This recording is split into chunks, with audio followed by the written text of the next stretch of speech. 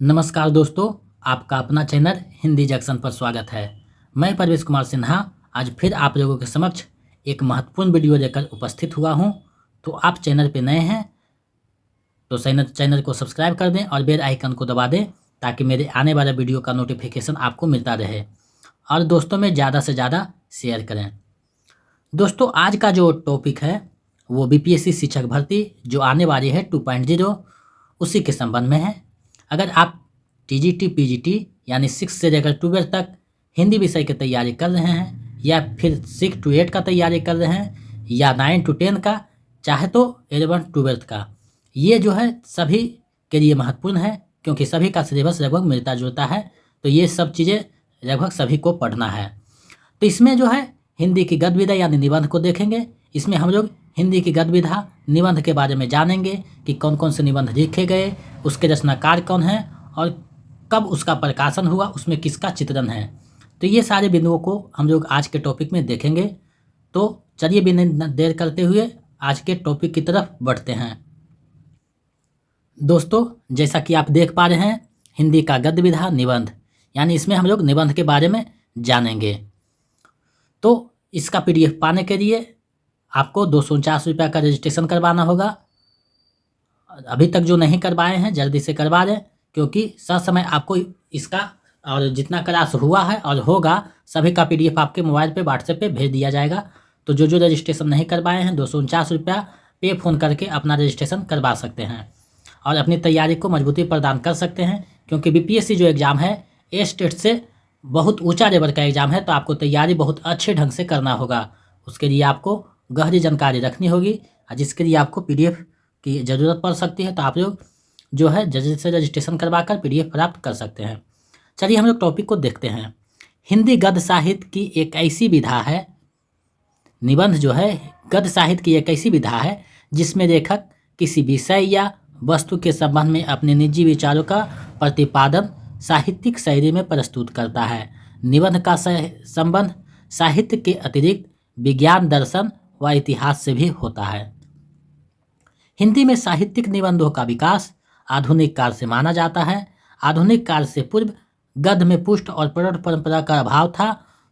दूसरा कारण, पूर्ववर्ती साहित्यकार अपने विचारों का प्रतिपादन बहुत कम करते थे, जिसके चलते इसका विकास आधुनिक काल में ही संभव हो सका।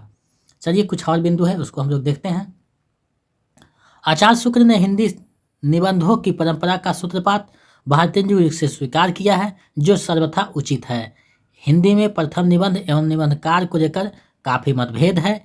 इन विद्वानों ने अपने अपने अनुसार प्रथम निबंधकार माना है जो है। हम लोग देख लेते हैं कि कौन ने किसको माना है। तो देखिए यहाँ प्रस्तोता है उस निबंध के और इधर निबंधकार है, इधर फिर नहीं निबंध उसका प्रकाशन ईस्वी में है। तो रामचंद्र शुक्ल जो है वो भारतेंदु हरिश्चंद्र को मानते हैं प्रथम निबंधकार। गणपति चंद्रगुप्त जो है शिव प्रसाद सितारे हिंद को मानते हैं, जिनका निबंध राजा भोज का सपना 1839 में प्रकाशित हुआ था। लक्ष्मी सागर बारसेन ने जो बालकृष्ण भट्ट को माना है प्रथम निबंधकार, और विश्वनाथ MA ने सदा सुखरार को माना है प्रथम निबंधकार, जिसकी रचना है सुरासुर निर्णय 1840 में। तो ये महत्वपूर्ण प्रस्तोता थे, महत्वपूर्ण बिंदु थी।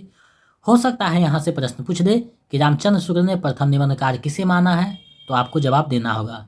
तो ये सब सारी चीज़ों को आपको पॉइंट द पॉइंट 2-4 बार आपको देखने से ध्यान में आ जाएगी कि कौन किसने किसको माना है। और बहुत सी चीज़ें जो है 2-4 बार पीडीएफ को देखना होगा। तो रजिस्ट्रेशन जल्दी से करवा लें जो नहीं करवाए हैं और अपने अध्ययन को मजबूती प्रदान करें। चलिए हम लोग और आगे बढ़ते हैं, देखते हैं। निबंध के संबंध में विभिन्न विद्वानों के मत हैं, तो उसको हम लोग सबसे पहले देखते हैं। तो रामचंद्र शुक्ल लिखते हैं, यदि गद्य कवियों या लेखकों की कसौटी है तो निबंध गद्य की कसौटी है। भाषा की पूर्ण शक्ति का विकास निबंधों में ही सबसे अधिक संभव है। ये जो है रामचंद्र शुक्ल का महत्वपूर्ण कथन है, इसको आप बहुत अच्छे से कीजिएगा क्योंकि ये परबर आने की संभावना है। आप लोग इसको अच्छे से देखिएगा। हिंदी निबंध के विकास में आचार्य रामचंद्र शुक्ल का योगदान महत्वपूर्ण है। उसी को केंद्र बिंदु मानते हुए अध्ययन की सुविधा हेतु इस प्रकार विभाजन किया गया है। अब हम लोग जो है डायग्राम से देखेंगे कि विभाजन किस तरीका से किया गया है। तो यहाँ देखिए हिंदी निबंध है, पहला जो है भारतेंदु युग, दूसरा द्विवेदी युग, तीसरा शुक्ल युग, चौथा शुक्लोत्तर युग। तो ये है विभाजन की जो है किया गया है अध्ययन की सुविधा के लिए, ताकि जो चीज़ें हैं वो आसानी से हमारे दिमाग में बैठ सके। अब हम लोग जो है भारतेंदु युग को देखते हैं। भारतेंदु युग, हिंदी निबंध की शुरुआत भारतेंदु युग से हुई। सामान्यतः भारतेंदु ही प्रथम निबंधकार हैं। इनके निबंधों में कला की सारी विशेषताएं मिलती है। भारतेंदु युग के प्रमुख निबंध एवं निबंधकार इस प्रकार हैं, हम लोग देखते हैं इसको।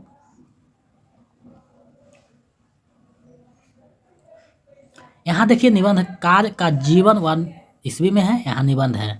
बालकृष्ण भट्ट, जिनका जन्म 1844 में हुआ था, इनका निबंध है देवताओं से हमारी बातचीत, कृषकों की दुर्वस्था, अंग्रेजी शिक्षा और प्रकाश, मेरा ठेरा।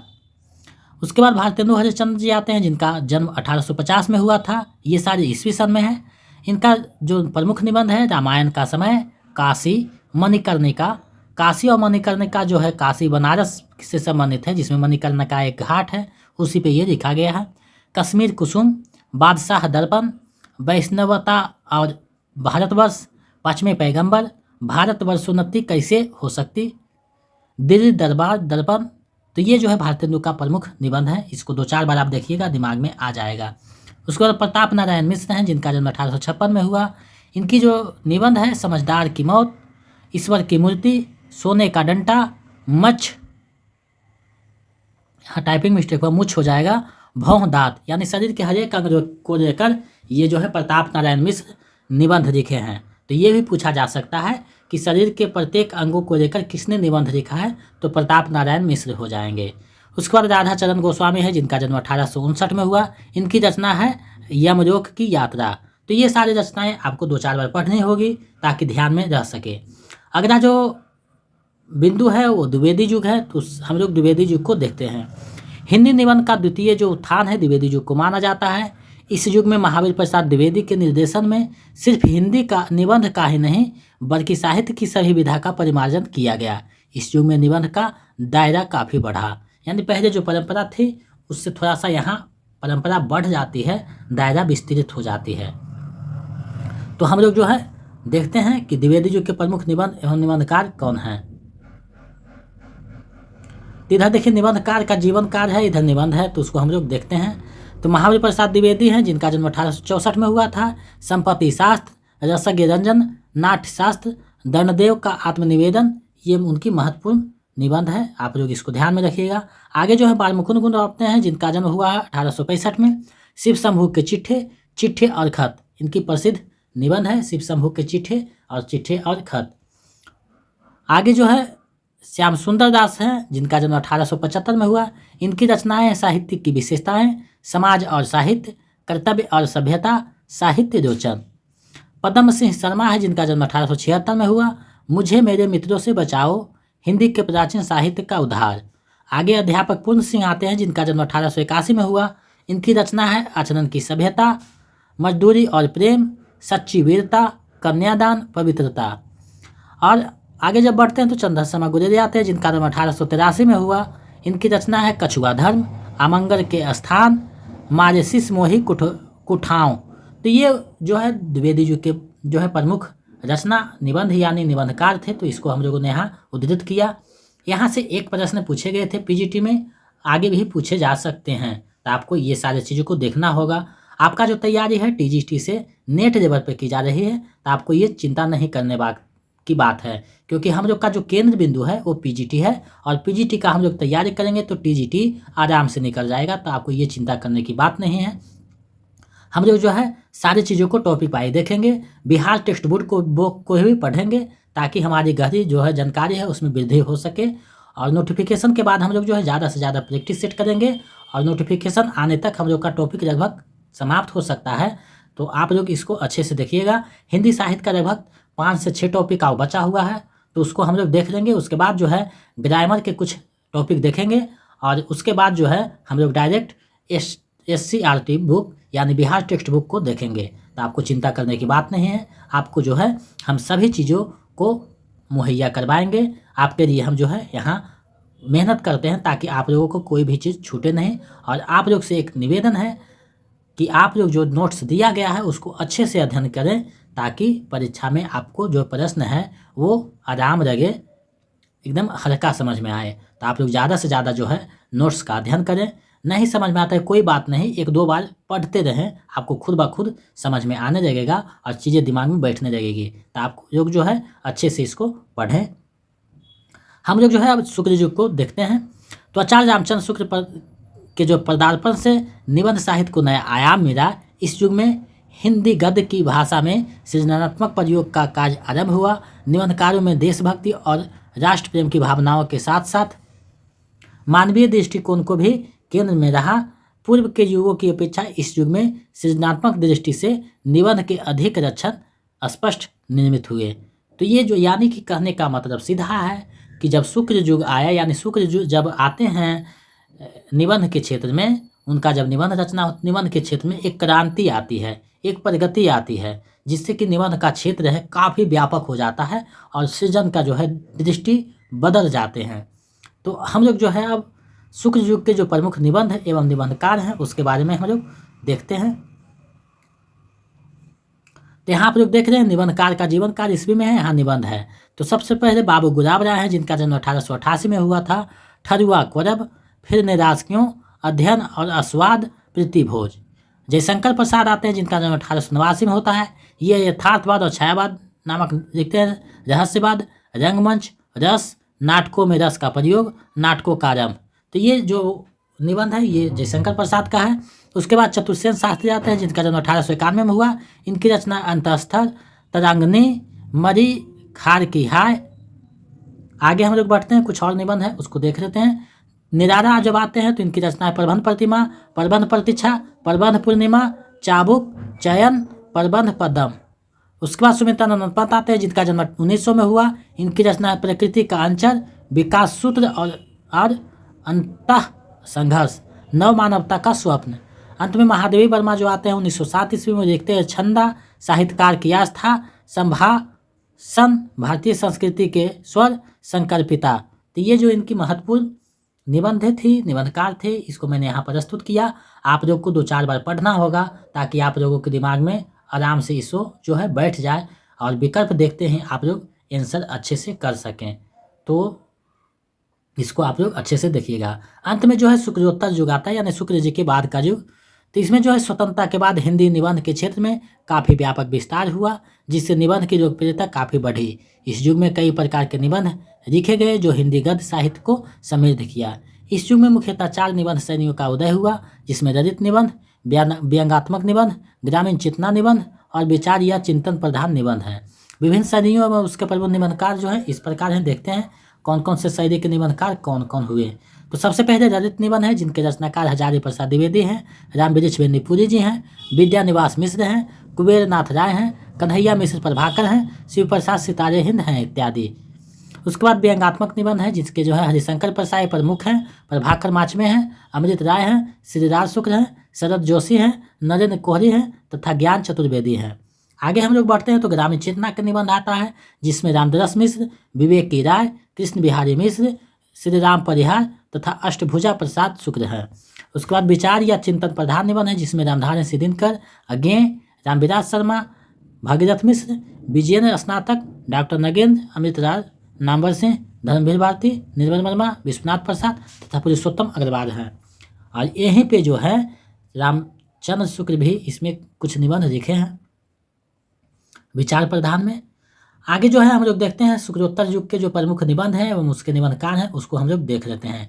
इस युग में बहुत सारे निबंध लिखे गए, तो इसका जो है ज़्यादा विस्तार थोड़ा सा जाएगा, तो आप लोग इसको देखिएगा। यहाँ देखिए निबंधकार का जो है जन्म भी दिया हुआ है, ताकि जो अनुक्रम में सजाने के लिए देता है जन्म के अनुसार, तो उसको आप लोग देख लीजिएगा कब किसका जन्म हुआ है।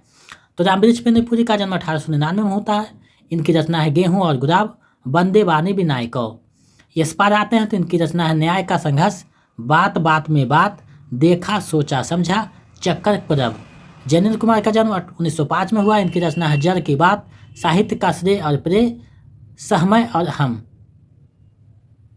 उसके बाद जो है विद्यानिवास मिश्र आते हैं, जिनका 1905 में हुआ था। छितवन की छाह, हरदी धूप, कदम की फूरी, डाली, तुम चंदन हम पानी, मेरे राम का मुकुट भींग रहा है, नदी नारी और संस्कृति। आगे जो है शिरीष की याद आई, परंपरा कोई बंधन नहीं। तो ये जो है उनके रचना है। अब हम लोग जो है आगे बढ़ते हैं तो देखते हैं कन्हैया मिश्र प्रभाकर आते हैं। तो इनकी रचना है नई पीढ़ी नए विचार, जिंदगी मुस्कुराई, माटी हो गई सोना, थोड़ा सा टाइपिंग मिस्टेक यहाँ हुआ है, महके आंगन चहके द्वार। रामधारी सिंह दिनकर आते हैं जिनका जन्म 1908 में हुआ। इनकी रचना मिट्टी की ओर, अर्धनारीश्वर, रेती के फूल, हमारी संस्कृति एकता, उजली आग, राष्ट्रभाषा और राष्ट्रीय एकता, वेणुवन। विजयन स्नातक हैं जिनका जन्म 1914 में हुआ। इनकी रचना है चिंतन के क्षण, विचार के क्षण, विमर्श के क्षण, यानी क्षण से संबंधित जो भी रचना है विजयन स्नातक का है, आप लोग ध्यान में रखिएगा। रामदास मिश्र हैं जिनकी रचना है कितने बजे हैं, बबुल और कैक्टस, घर परिवेश, छोटे छोटे सुख। उसके बाद विवेकी राय आते हैं जिनकी जन्म 1924 में हुआ। किसानों का देश, गाँव की दुनिया, गवई गंध, गुलाब, नया गांव नाम। आगे हम लोग बढ़ते हैं, कुछ और है उसको देख लेते हैं। हरिशंकर परसाई का जन्म 1924 में हुआ था। इनकी रचना है पगडंडियों का जमाना, सदाचार का ताबीज, ठिठुरता हुआ गणतंत्र, अपनी अपनी बीमारी, विकलांग श्रद्धा का दौर, प्रेमचंद के फटे जूते। तो ये जो महत्वपूर्ण निबंध है उसको मैंने यहाँ संकलित किया है। आप लोग को जो बुक सजेशन किया गया है उसको आप लोग देखते रहिएगा, समय मिलेगा तो। श्रीदास शुक्ल आते हैं जिनका जन्म 1925 में हुआ था। इनकी निबंध है अंगद का पाँव, यहाँ से वहाँ, कुछ जमीन पर कुछ हवा में, आओ बैठने कुछ देर, अगली शताब्दी का शहर, खबरों की जुगारी। धर्मवीर भारती आते हैं जिनका जन्म 1926 में हुआ। ठेरे पर हिमालय, कहनी अनकहनी, कुछ चेहरे कुछ चिंतन, मानव मूल्य और साहित्य। उसके बाद जो है निर्मल वर्मा आते हैं जिनका जन्म 1929 में हुआ। इनकी रचना है चीरों पर चांदनी, हर बारिश में शब्द और स्मृति, करा का जोखिम, ढलान से उतरते हुए, आदि अंत और आरंभ।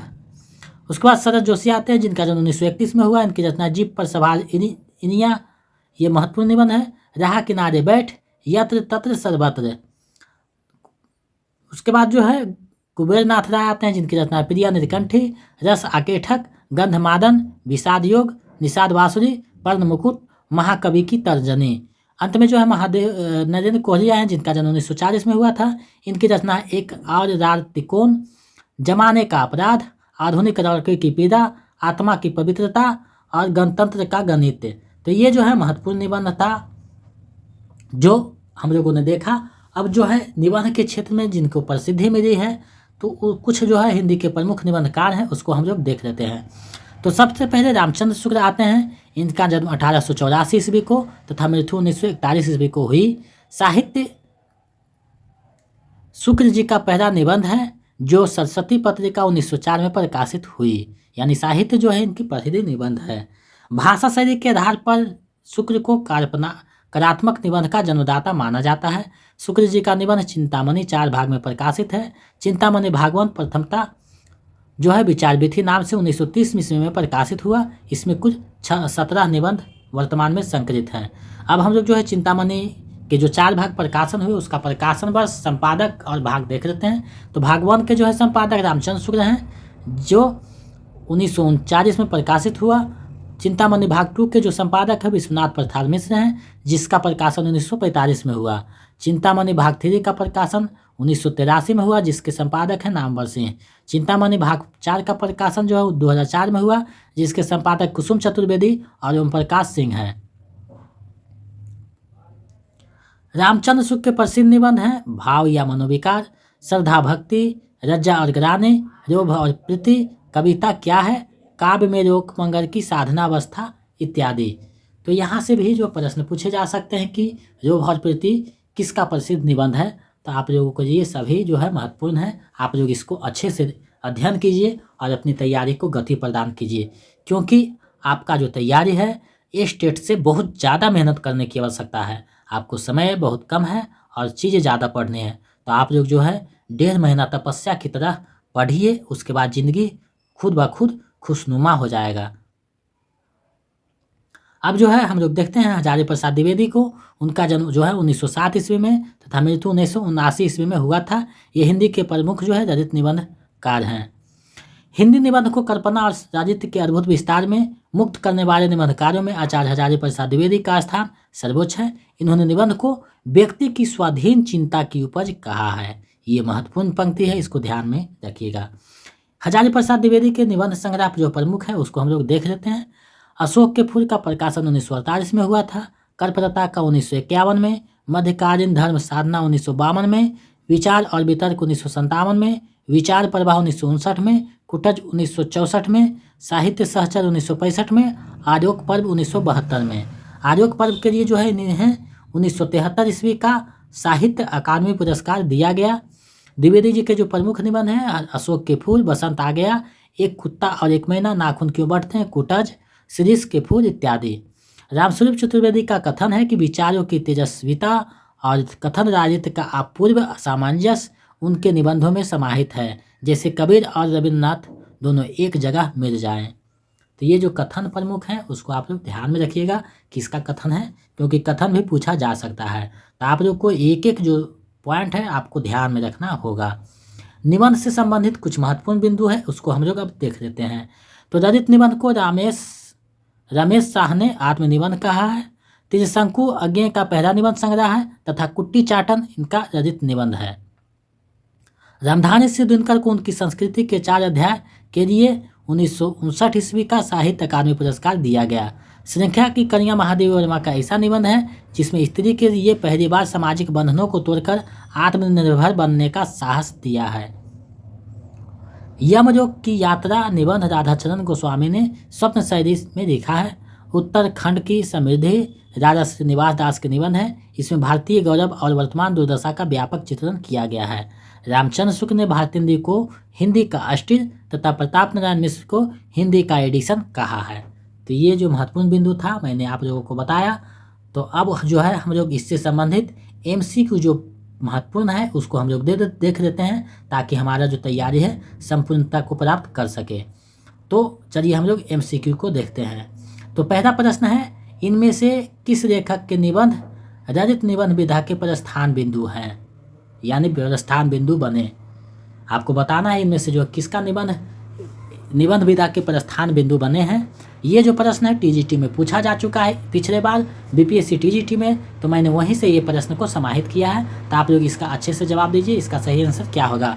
हम लोग जो है 5 विकल्प को लेकर यहाँ चलेंगे, क्योंकि पिछले बार जो है 5 विकल्प BPSC रखा था, तो हम लोग 5 विकल्प को देखेंगे और नोटिफिकेशन आने पर जैसा नियम कानून रहेगा उसके अनुसार हम लोग विकल्प को चेंज कर देंगे। क्योंकि हो सकता है इस बार जो एग्ज़ाम होगा BPSC का उसमें 4 विकल्प ही रहेंगे, हो सकता है, संभावना है, क्योंकि 69 में जो BPSC का एग्ज़ाम हुआ उसमें 4 विकल्प दिया था, तो हो सकता है इसमें 4 विकल्प रखे।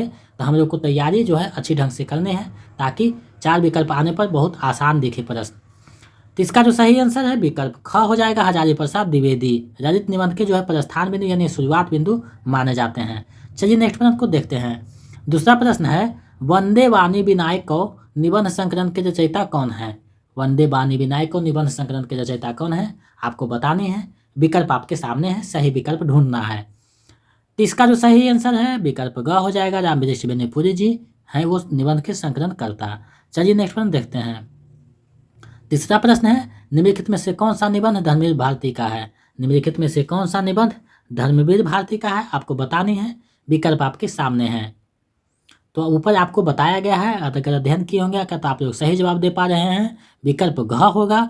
उपयुक्त में से एक से अधिक, क्योंकि ठेरे पर हिमालय, मानव मूल्य और साहित्य, कहानी अनकहानी तीनों जो है धर्मवीर भारती की निबंध है। चलिए नेक्स्ट प्रश्न देखते हैं। निबंध और जो समालोचना है दोनों आपस में मैच भी कर सकते हैं, क्योंकि निबंध जो लिखा गया है आलोचनात्मक दृष्टि से निबंध लिखा गया है। तो आलोचनात्मक जो निबंध है वो जब आलोचना हम पढ़ाएंगे तो वहाँ से 2-4 निबंध जो है मैच कर सकते हैं। तो आपको ये नहीं सोचना है कि ये आलोचना है या निबंध है, क्योंकि निबंध आलोचनात्मक जो होता है वो दोनों जगह दिखाई पड़ सकते हैं। जिस तरीका से आत्मकथात्मक जो उपन्यास है वो आत्मकथा में भी दिखाई पड़ते हैं और उपन्यास में भी कहीं कहीं, तो उसी तरीका से निबंध और आलोचना जो है एक है, यानी कुछ कुछ पॉइंट वहाँ से मिल सकते हैं। चौथा प्रश्न है, निम्नलिखित में से कौन रचित निबंधकार नहीं है। इनमें से कौन जो है रचित निबंधकार नहीं है आपको बताने हैं। विकल्प आपके सामने है। तो इसका जो सही आंसर है विकल्प ग हो जाएगा। रामचंद्र शुक्ल जो है रचित निबंधकार नहीं है। चलिए नेक्स्ट प्रश्न देखते हैं। आप लोग का तैयारी जो है बहुत अच्छे ढंग से करवाया जा रहा है ताकि कोई भी चीज़ें आपसे छूटे नहीं।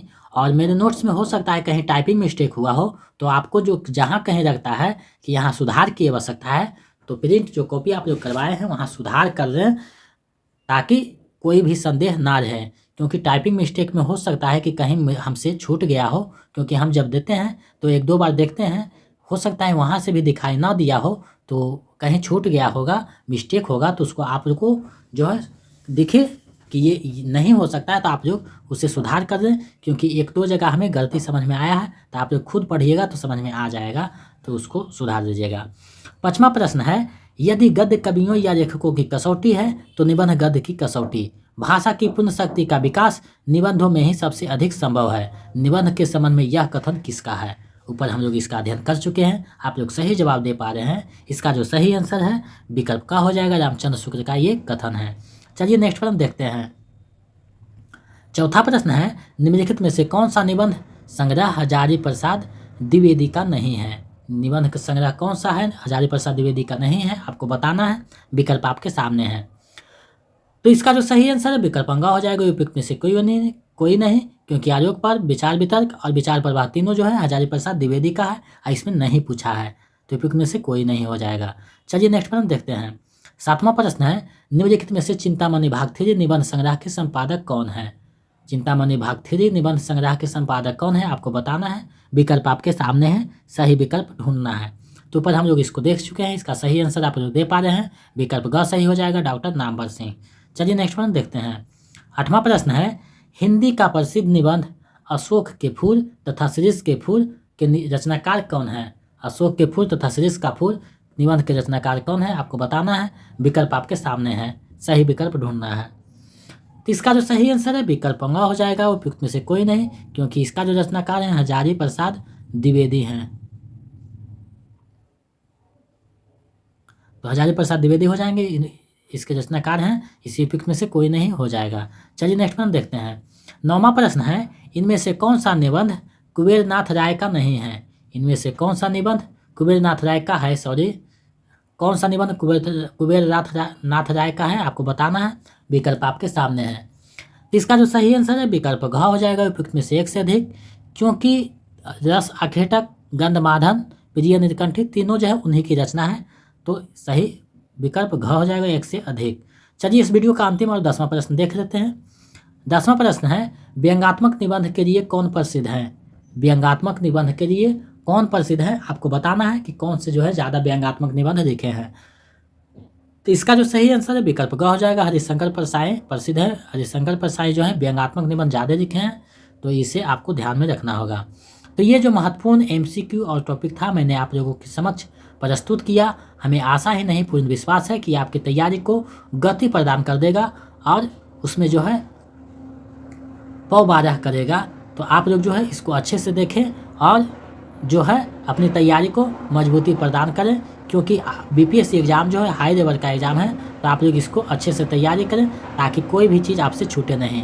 और आप लोग जो है नोट्स को ज़्यादा से ज़्यादा अध्ययन करें, क्योंकि नोट्स को ज़्यादा पढ़िएगा तो आपके दिमाग में जो है पॉइंट बनेंगे। और क्लास को जो है प्रत्येक क्लास जो दिया गया है सभी को देखें, ताकि आपकी जो कमी है, जो जानकारी नहीं उसके बारे में जानकारी मिल सके और परीक्षा में जो है अच्छे नंबर से आप एग्ज़ाम को करेक्ट कर सकें। क्योंकि इस बार जो है कंपटीशन ज़्यादा होने वाला है, तो आप लोगों को थोड़ा सा सीरियस होकर मेहनत करना होगा। तो हम आपसे निवेदन करते हैं कि आप लोग नोट्स को कम से कम 2 से 4 घंटा ज़रूर देखें, ताकि आपकी जो जानकारी है यानी आपकी जो ज्ञान है उसमें वृद्धि हो सके और एग्ज़ाम की दृष्टि से आप संपूर्णता को प्राप्त कर एग्ज़ाम को करेक्ट कर सकें। आप लोग ज़्यादा से ज़्यादा PDF जो दिया जा रहा है उसको अध्ययन करें। और जिनको अभी तक PDF नहीं मिला है वो 249 रुपया का मेरे नंबर पे यानी 72 61 81 53 07 नंबर पे पेफोन या गूगल पे या पेटीएम करके